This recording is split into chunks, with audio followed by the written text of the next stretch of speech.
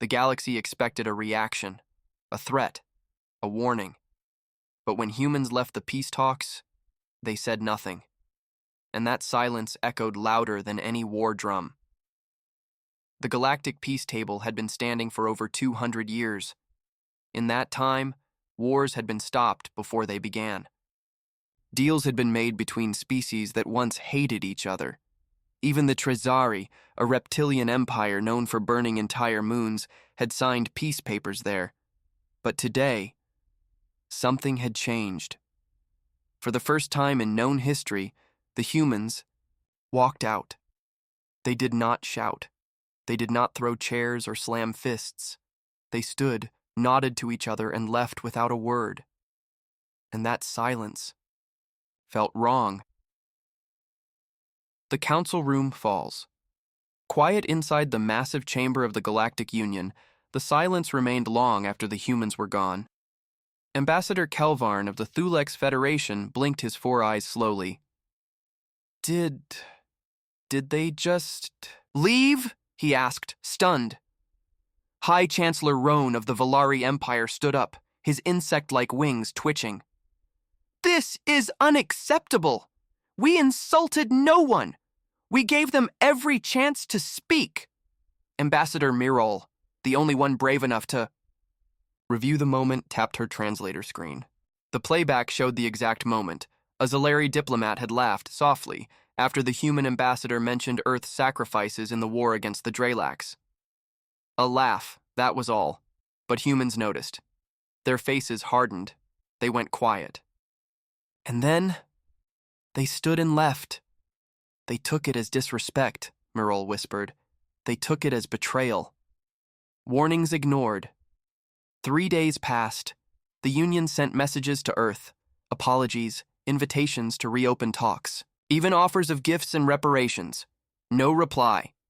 No signal, said the communications officer aboard the main relay station. Their channels are closed. They've activated the silent protocol. Everyone in the council chamber knew what that meant. The silent protocol was a human design. It meant, do not call us, do not search for us. You will regret it. Only once before had they used it, right before wiping out the Slorak pirate clans in just 12 hours. Now, the humans were silent again, and the galaxy began to worry. Small. Movements. Big fear human ships near the Orion Rim began changing formation. Fleets that once patrolled peacefully now returned to Earth's core systems. Civilian transport routes were shut down.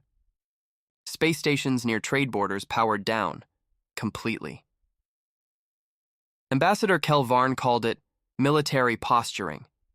Ambassador Mirol called it something worse. They are retreating, not out of fear, but to prepare. Prepare for what? Asked the Valari High Chancellor. Mirol did not answer, but everyone knew what she was thinking. No words, just actions. In the weeks that followed, strange things started happening. A cargo ship carrying alien goods to Earth turned around mid-journey. No message. The Earth Embassy on Valari Prime closed its doors overnight. Every human diplomat disappeared without notice. An Earth-based news network, known for its calm tone, aired a short message. We will not forget disrespect. We will not forget sacrifice. Then, nothing. Again, silence. The humans had vanished into their space. The galaxy was left watching, guessing, fearing. Inside the human command center on Earth, inside a hidden command base beneath the Atlantic Ocean, Commander Elise Tan stared at the giant holomap of known space. Red dots marked alien fleet locations. Blue dots were human. A junior officer asked, "Ma'am, are we preparing for war?" Commander Tan didn't look at him. She simply said, "No." The officer looked confused. Then, "What are we doing?" Commander Tan finally turned. "We're preparing them for fear. Real fear. The kind they haven't felt in centuries." "But why not speak to them?" She looked tired. "Because we did speak. For years. They didn't listen. So now, they'll listen to silence." 6. The enemy. Within the council back at the Galactic Union station, a secret meeting was held. Only 5 members were allowed in. These were the species who knew Earth's full power and its full rage. Ambassador Mirol began, "We made a mistake. The laugh during the peace talks, it was not a joke. It was a warning sign." Ambassador Kelvarn nodded. "We thought humans were soft, too emotional, too forgiving," the insectoid leader hissed. "That was our error. We forgot they forgave once before, after the Dralax War. But they remember everything." Mirol lowered her voice. "They've been planning, quietly, watching, learning our weaknesses." "Do you think they'll attack?" someone asked. Mirol looked into the distance. "I don't know, but I know this. They won't make a single move until they're absolutely sure it will end us." 7. The message from deep space, then it came. A strange signal from the edge of human space. A single sentence, broadcast in 78 alien languages. "We are not angry. We are patient." That was all. But across the galaxy, ships stopped. Stations paused. People turned to look at the stars. What did it mean? Was it a threat? A warning? Or something worse? A promise? Alien leaders. Begin to panic. In the following days, panic spread.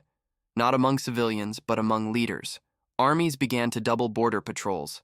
Fleets were moved closer to the human frontier. Spies were sent to collect intel, but none returned. Humans had shut their space completely. A galaxy that once saw humans as emotional now began to see them as terrifying. They weren't loud. They weren't angry. They were just gone. And that scared the Council more than war itself. Earth's last whisper. Just before the end of the Earth calendar year, one final message was received. No ship, no signal trace, just an old encrypted channel once used during the Dralax War. A voice, calm, cold, and familiar. When the stars go quiet, it's not because peace has won. It's because something darker is waiting to speak. Then silence again. 10. The galaxy holds its breath across every empire, every colony, every trade station. Leaders stayed awake at night. They checked every signal, every border, every shadow in space, because something had changed in humanity. And the scariest part was not what humans said, but what they chose not to. After Earth's sudden silence, the Galactic Council could not sit still. "They're bluffing," said High Chancellor Roan. "Humans want attention, that's all." Ambassador Mirol didn't agree. "They don't bluff. They act quietly. They observe. And when they move, it's already too late. But fear doesn't wait for agreement. It spreads on its own. So the Council made a decision. Send the probes. They were fast, stealthy, and built to avoid detection. Nothing could stop them, they believed. 12 probes launched toward human space. Quiet, invisible, smart. They were meant to bring back data. They brought back nothing. 12 probes, 0 replies. 4 days after launch, all 12 probes vanished. Not one signal, not one distress beacon, just silence. Galactic Command replayed the last few seconds of data. From the first probe, coordinates confirmed. Approaching edge of Sol sector. Scanning, scanning. Signal lost. The other 11 ended the same way. "No explosions," said the tech officer. "No impact detected, just instant shutdown." "EMP weapons?" asked an engineer. "No," the officer replied.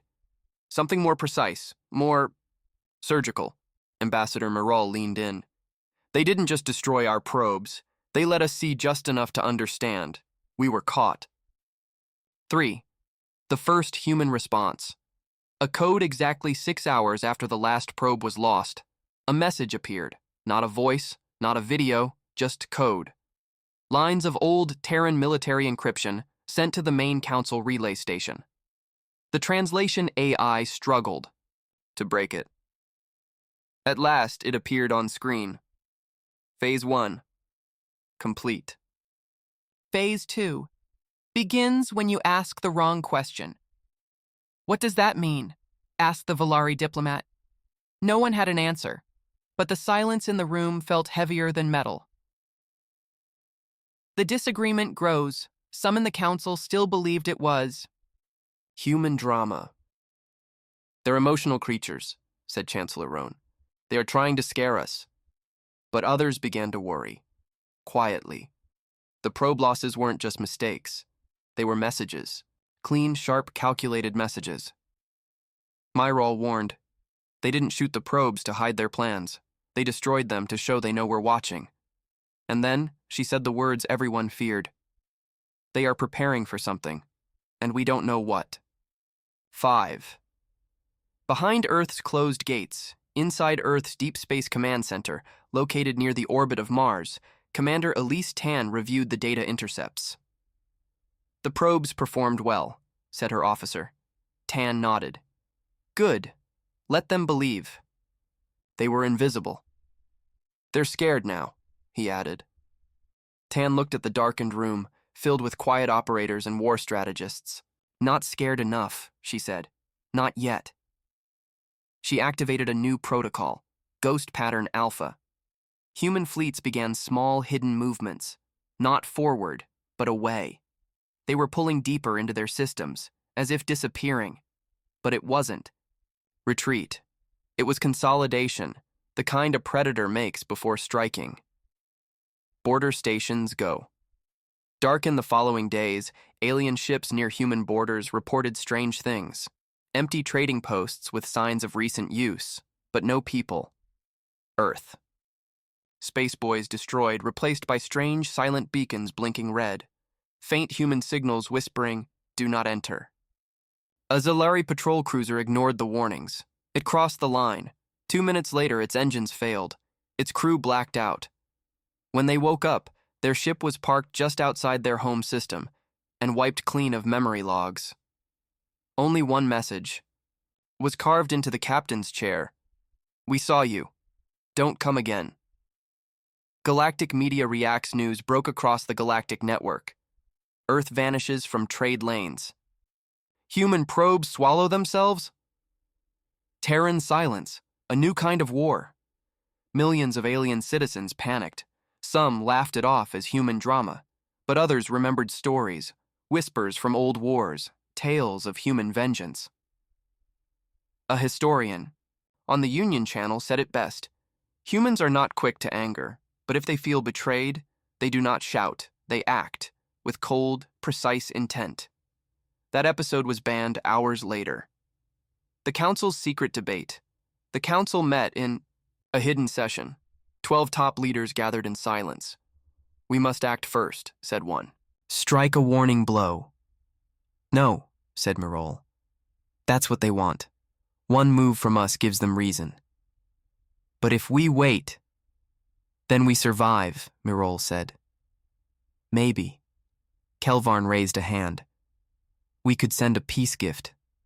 Show respect. Rebuild the bridge. They don't want gifts, Myrol replied. Then what do they want? Myrol looked out the window at the stars and said, They want us to understand what it feels like to be ignored. Bach. A quiet transmission from Nowhere One. More message arrived. This time it came from deep space, no known source, untraceable. It showed a single image, a human hand turning off a light switch. Then a message below it. When the light goes out, do not look for us. We'll be standing right behind you.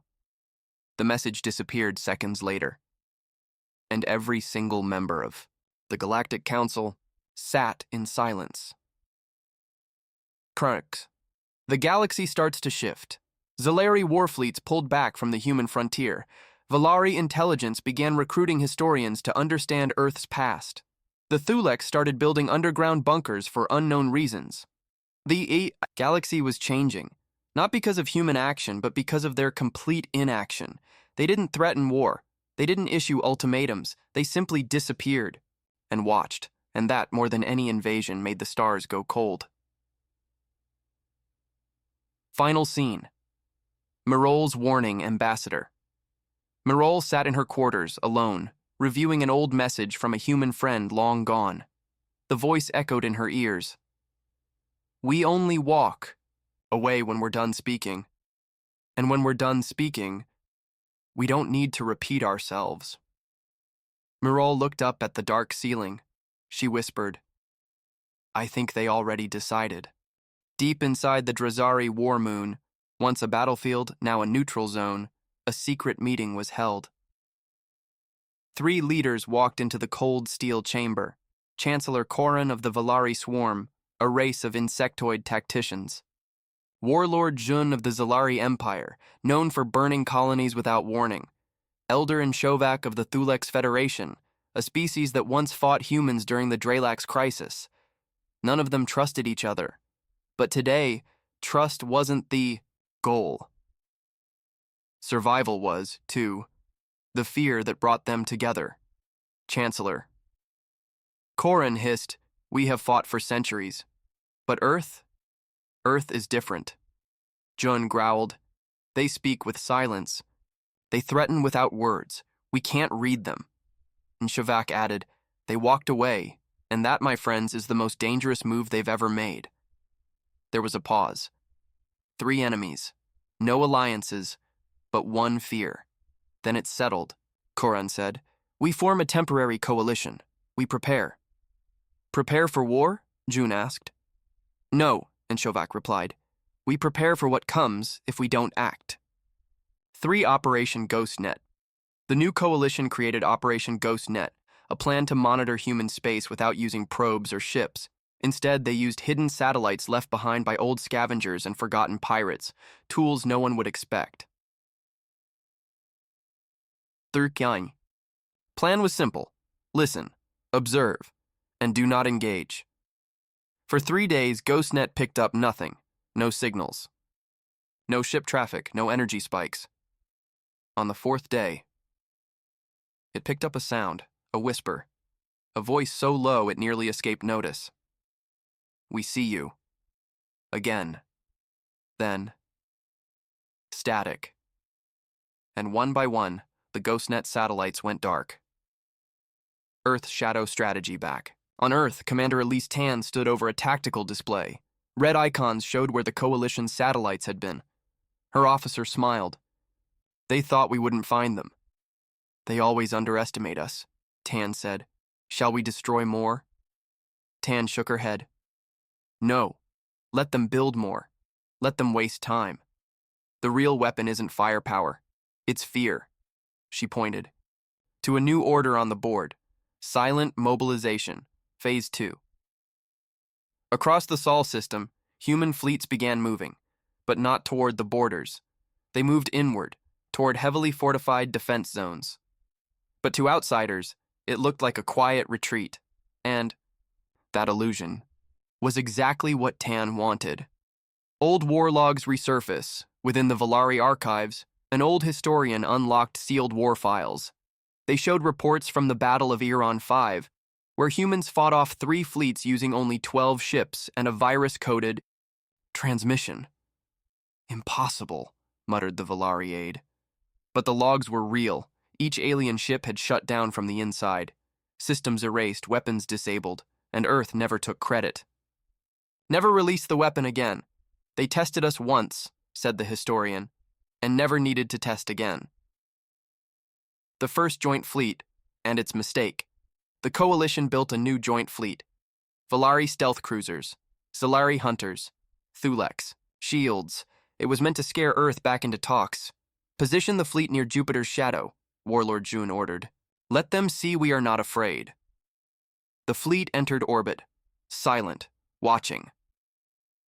Hours passed. Then a simple ping appeared on every ship's screen. Target acquired. Precision options available. Fire command awaiting. The message came from inside their own ships, from nowhere, from everywhere. Before they could respond, the screens went dark. Engines restarted 5 minutes later. Weapons powered down. A final message appeared. Leave. They left, without orders, without debate. The mystery no one understood.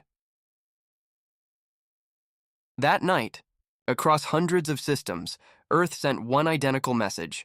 broadcasted in plain binary code. No encryption, no trick. It simply said, it was never about peace. It was about memory. And then, Earth shut off all long-range communications again. Ambassador Marol, watching from her station in orbit above Galvex Prime, whispered, "They are not angry. They are remembering." Her aide asked, "Remembering what?" Marol didn't blink. Everything. So. Divided by fear inside the coalition, cracks began to form. Valari leaders wanted to keep building fleets. Solari generals wanted to prepare for first strike. Thulex diplomats wanted to try peace, again. "No one understands humans," yelled a Zalari war general. "They don't follow logic." "No," said Inshovac slowly. "They follow pain." The room went quiet. "Their silence is not a trick," he continued. "It's a mirror. We are seeing ourselves the way they see us." "And what do they see?" someone asked. Inshovac answered, "Liars, users, mockers of sacrifice." Earth's children start to return. Then something unexpected happened. Ships registered as private and non-military began returning to Earth from across the galaxy. Scientists, diplomats, miners, artists, they were all human citizens who once lived peacefully across other worlds. Now, they were being called back. Or perhaps they came back on their own. No one knew. All that was clear, Earth was calling home its children, and that never meant peace. The calm before something worse, Ambassador Marol made one final report to the Council. "Do not mistake silence for surrender," she said. "Do not mistake retreat for weakness." She paused. "They have not attacked. They have not threatened. But the moment they are forced to speak again," she looked across the chamber, her voice cold now, "it will not be with words." After weeks of silence, the galaxy waited. Borders watched. Satellites recharged.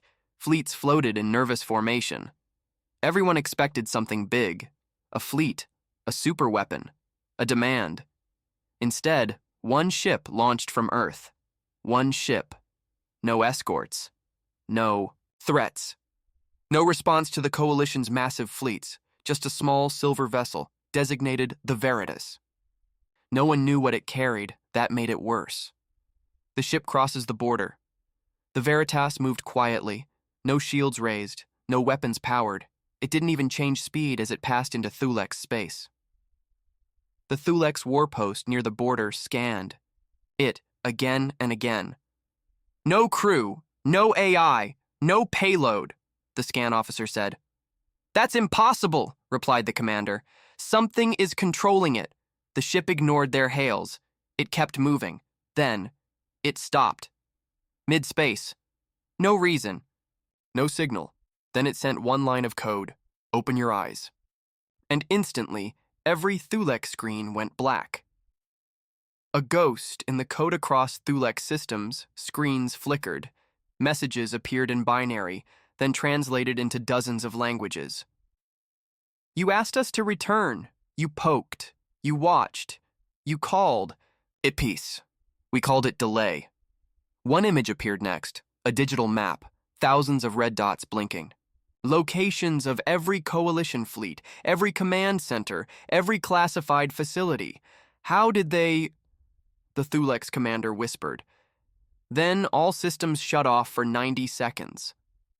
When they came back online, the Veritas had disappeared. Panic. In the council, the Coalition Council met in emergency session. "Where is the ship now?" barked Warlord June. "Gone. It dissolved," a tech officer replied. "The last reading showed molecular breakdown, self-deletion." "They wanted to show they could reach us," said Marol. "Without firing a shot," added Chancellor Corrin. "They don't need fleets," said Inshovac. "They only need one message, one ship." "But what does it mean?" asked a younger delegate. Marol stood slowly. "It means we are already too late." The fear spreads. Quietly. Civilian panic began to rise. Valari citizens started migrating to deep space colonies. Thulex markets crashed for 12 hours. Solari schools canceled lessons on Terran history, out of fear. Every race whispered the same thing. If they can send one ship like that, what else can they send? Some believed the ship was only a warning, others believed it was a test, and a few believed it was already too late. The archive message. In a forgotten research moon orbiting Kepler 62f, a Solari scholar found something. Buried. An old human recording marked, "Do not play without reason. Terran directive. Echo red." She played it anyway. It was a voice. Calm, female, Terran accent. "If you're hearing this, you went too far. You feared our silence and tried to break it. Now you've seen a glimpse, and yet it was only a glimpse." The message ended with coordinates. They pointed to empty space near the Council's homeworld. But the same coordinates also appeared on every Council system simultaneously. No hacker, no signal, just numbers burned into the machines. Elise. Tan watches from Mars in the underground Terran control bunker near Mars. Commander Elise Tan watched the galaxy's reaction. "They're in chaos," her officer reported. "Good," she replied. "They want to talk again." Tan narrowed her eyes. They had their chance. The officer hesitated. "Should we send another message?" Tan stood slowly. Not a message. A reminder. She pressed a command on the console. One word appeared on the global feed across Earth. Phase 3. Begin. 8.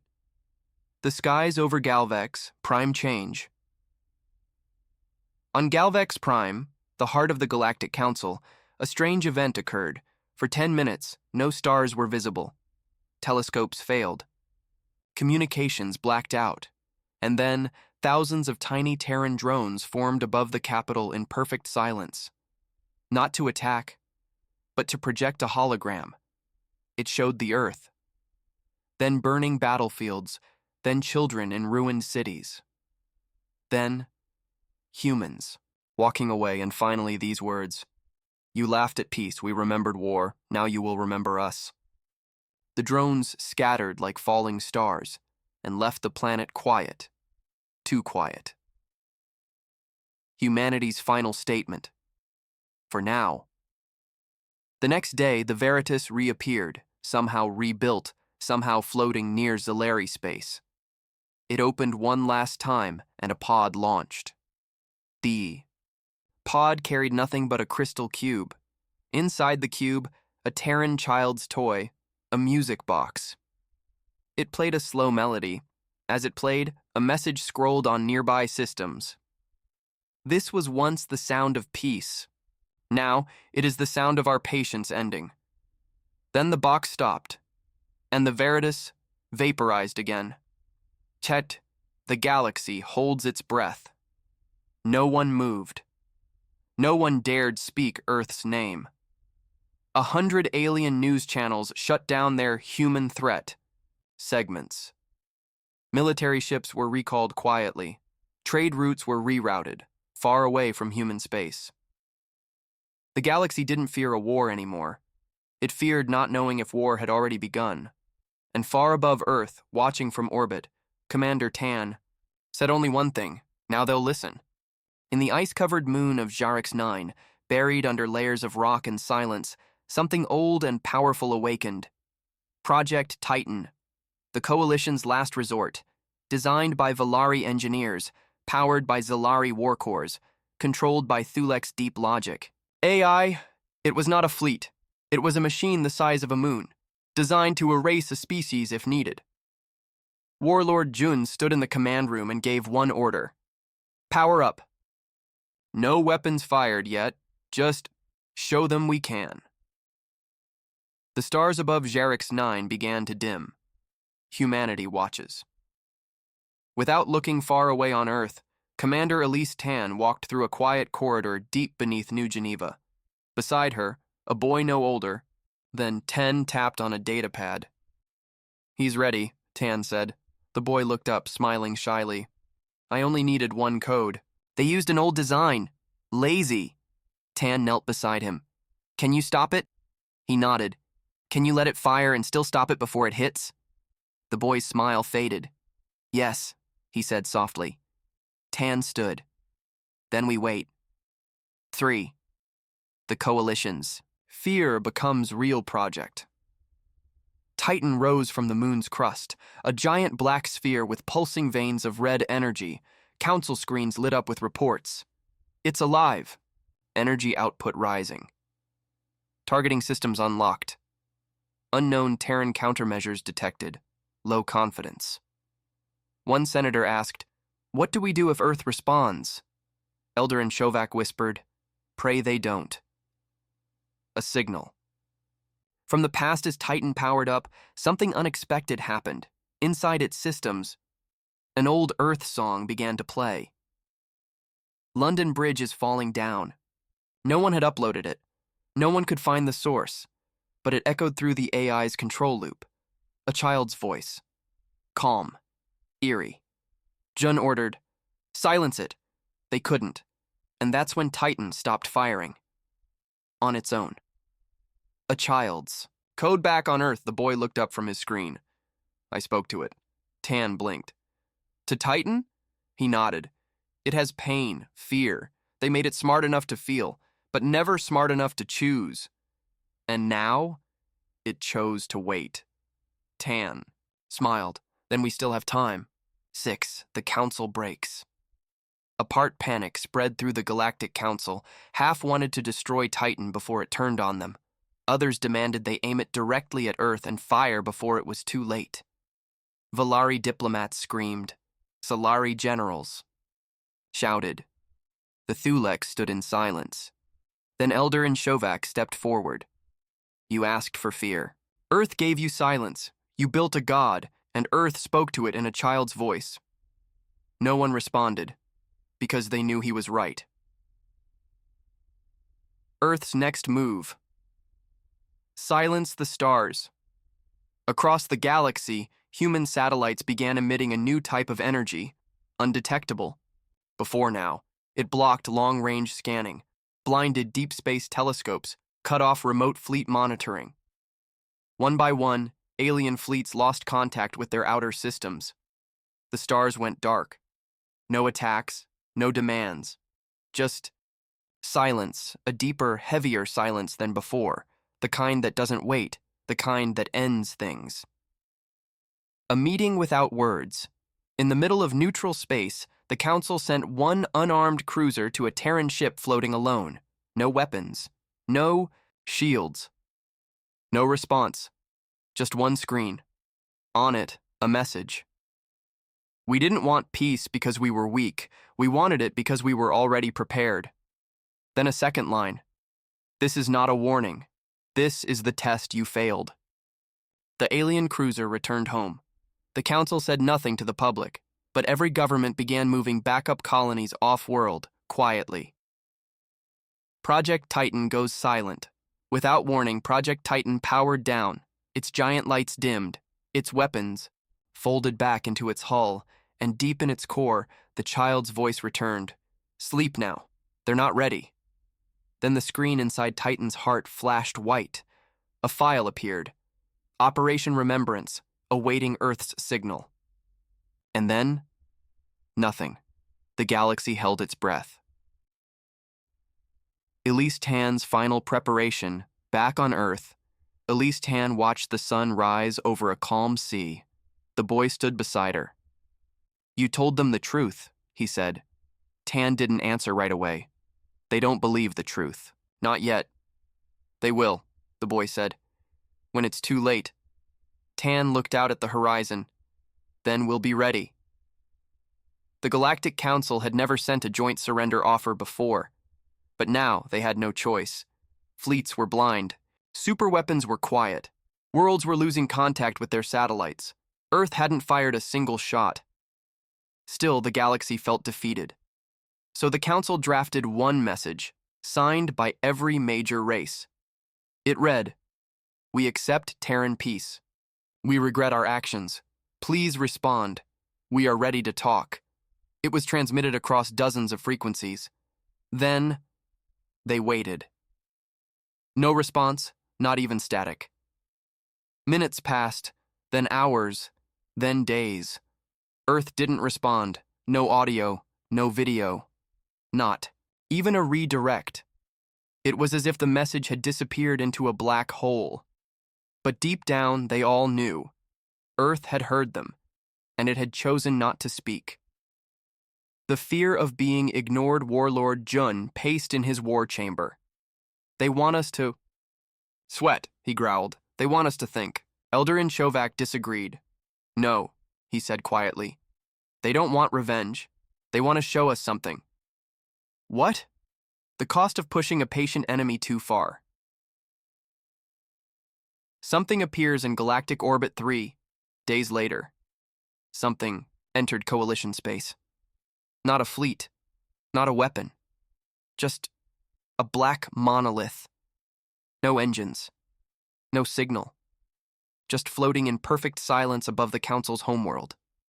Civilians panicked, military ships surrounded it, scientists scanned it. No one understood it until the monolith opened. Inside was a Terran recording cube. Humanity's response. A memory. The cube played a video in every language. The image. A young girl in a ruined city. Dust everywhere. Explosions in the distance. She clutched a small music box, the same one shown by the Veritas ship. She looked straight into the camera and said, "You wanted us to fight. You poked, watched, and waited. And when we walked away, you followed. So here it is, the world we left behind." The video zoomed out. Dozens of children stood behind her. Then she whispered, "Do not beg for peace now. You already had it. And you chose war." The cube shut off. Across the stars, Shame Valeri news channels turned black for a full day. Solari students deleted their Earth research projects. Thulex warriors removed Terran threat drills from training routines. No, one gave the order, it just happened. The people understood before the governments did. They had been the monsters in Earth's story. The Mars broadcast. Suddenly, a broadcast began galaxy-wide. From Mars, a woman in a white uniform appeared. Commander Elise Tan, her voice was calm. Her words were simple. "This isn't about territory, this isn't about power, it's about patience and how far it can stretch." She paused, then continued. "Earth is done talking. We are no longer asking for peace. We are demonstrating the cost of ignoring it." And then she ended with this. "A message is coming. When it arrives, understand it's the last." The screen went black. The seeds arrive. 6 more monoliths appeared across the galaxy, each one different, each one landing silently in the capital of major alien worlds. Inside each, a cube. But this time, not a video. Instead, a small Earth seed in stasis. And a note. "Before war, there was growth. Before rage, there was care.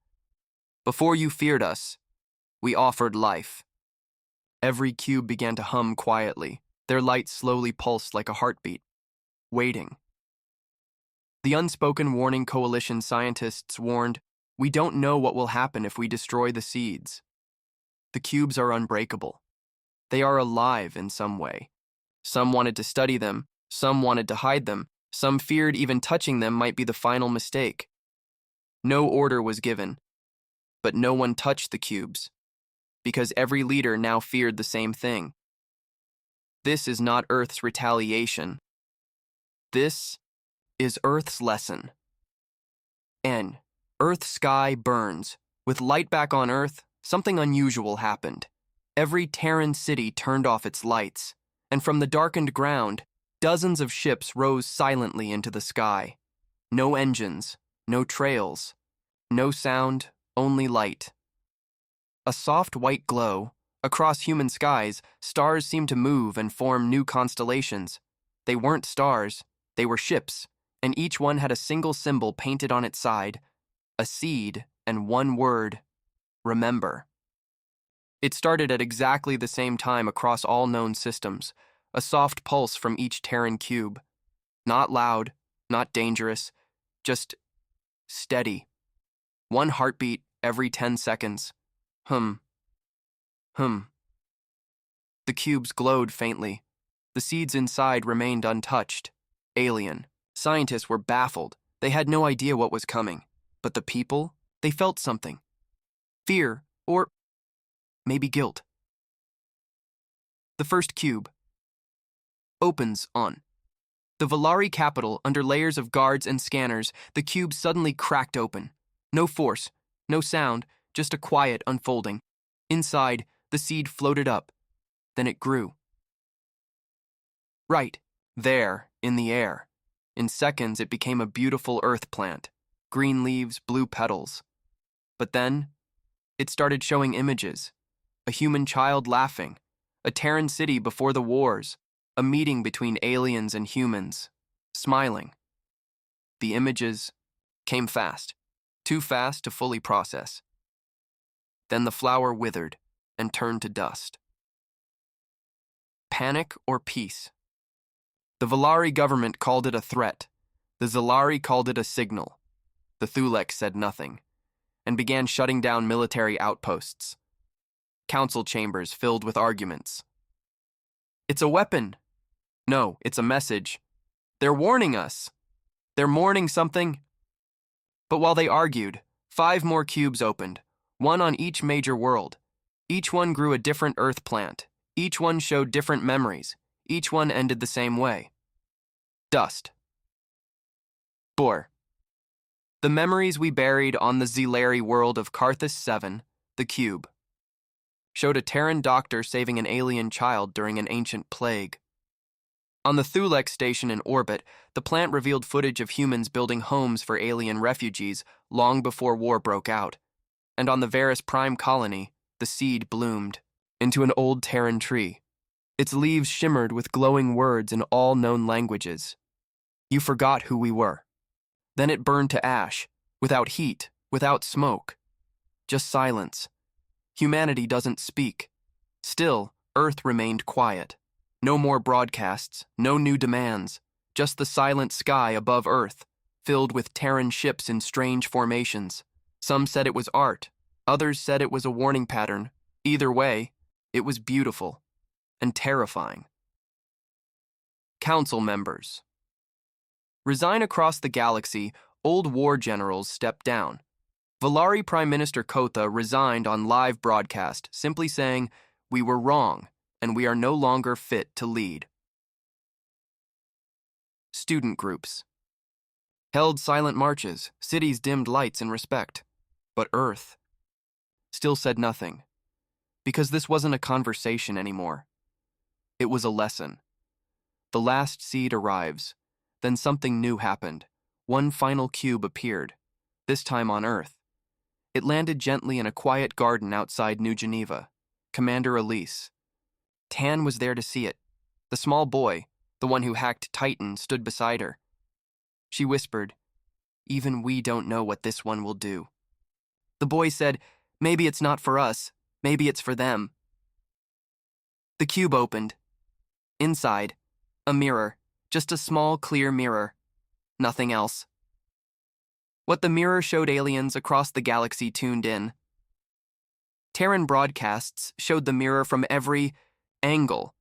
People expected a trick or a hidden image, but the mirror only reflected one thing. You. Whoever looked at it saw themselves, their face, their choices, their history. Nothing more. But that was enough. Because Earth had said, this was never about what we are, it's about what you became. 9. The final signal. Then one final message arrived from Earth. A text signal. No voice, no video. Just simple words. We have returned what you gave us. Fear, silence, memory. Then, now we take back what you denied us. Space, hope, and the right to move forward. The message ended with one final phrase. We are coming, not to conquer, to continue.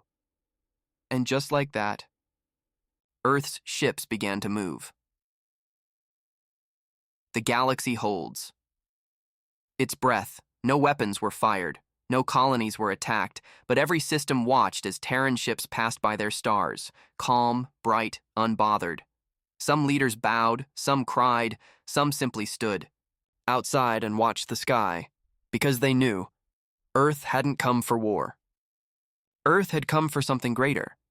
For the first time in galactic history, every telescope pointed toward the same direction: Earth. Across hundreds of systems, they watched as humanity's ships left their orbit, not in attack formations, not in war posture, just moving. Columns of glowing Terran vessels passed through systems, peacefully, silently, like a river of stars. People didn't run, they watched. The fear was gone, replaced by wonder. The old fear of Terran power began to fade, because something strange happened wherever Earth's ships passed. Satellites restarted. Long-dead ecosystems blinked to life. Old war zones grew green again. Communications between enemy species resumed, without human interference. No attacks. No invasions. Just healing. It was as if Earth had become a force of correction. A fleet enters Council. Space. The Terran ships finally arrived at the Galactic Council's homeworld, the same world where, weeks ago, Earth's peace talks were laughed at. Now, not a single being dared to speak. The Terran flagship descended slowly. It had no weapons visible, no shields up, just the old Terran symbol on its side. A seed. Growing into a star. Elise Tan steps onto alien soil commander. Elise Tan emerged, no guards, no armor. She walked calmly toward the council chamber. Her face showed no anger, just resolve. The council leaders stood in silence. Some tried to speak. She raised a hand gently. "You asked why we vanished," she said, her voice calm. "You asked what happened to the old Earth, the peaceful one." She looked around at the chamber. "You killed it, piece by piece. Not with weapons, but with your pride." The final. Choice Elise placed a small cube on the council floor, the same kind as before. It began to glow. Inside, 2 seeds. One was green, alive, full of energy. The other was black, hollow, dry. Then the cube projected a final message. "We no longer wait for peace. We offer a choice. Grow with us, or be left behind. No threat, no demand, just an option, and a clear line between future and extinction." Across the stars, change begins. One by one, old enemy species sent messages to Earth. Not begging, not apologizing, just ready to listen. The Valari offered clean water systems to human colonies. The Zalari dismantled their anti-human broadcasts. The Thuleks shared their map of uncharted galaxies. Earth didn't celebrate. It simply nodded and moved forward, because humanity had already left revenge behind. Now, it walked the road of purpose. Titan wakes. Again back in orbit, the AI known as Titan reactivated. Its voice was no longer cold. Now it was almost human. "Protocol 0 complete," it said. "Humanity has survived misunderstanding. Humanity has outgrown vengeance. Now, it must lead by being better." And the stars listened. A human child, on a new world, on a distant world, a small human girl stepped off a transport ship. She knelt and planted a seed in the ground. Alien children watched her in silence. She looked up and smiled. "This time," she said, "we grow together." And that moment became a symbol, a new beginning. The last words. Spoken Elise Tan stood on a balcony, watching the stars. Behind her, the Earth ambassador asked, "Do you think they'll ever trust us again?" She looked up. The stars seemed brighter now. "Maybe," she whispered. "But trust isn't something we wait for. It's something we become." And with that, humanity's greatest war ended without fire, but left behind a galaxy forever changed. No, and so the stars go silent, In respect, the galaxy, once loud with weapons and fear, now held its breath. Not in terror, but in awe, because the species once mocked, the species once feared, the species once ignored, had become the heartbeat of a new future, and this time, no one laughed. The end.